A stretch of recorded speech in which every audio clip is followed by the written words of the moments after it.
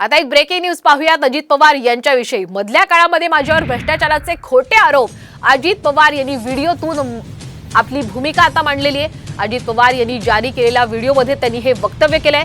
माझ्यावरील भ्रष्टाचाराचा एकही आरोप सिद्ध झालेला नाही असं त्यांनी यामध्ये म्हटलंय।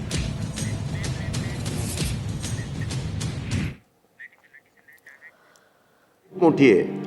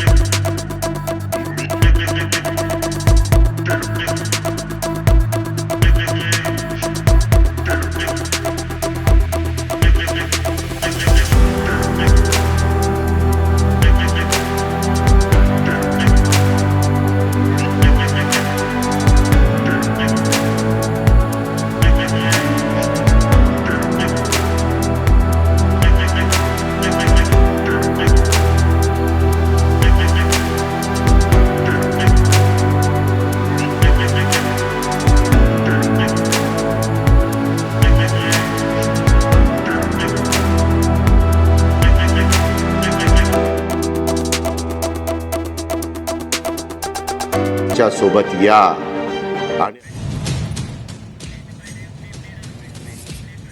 जो जास्त काम करतो त्याला तर थोडा जास्तच विरोध होतो आणि सहन पण करायला लागतो।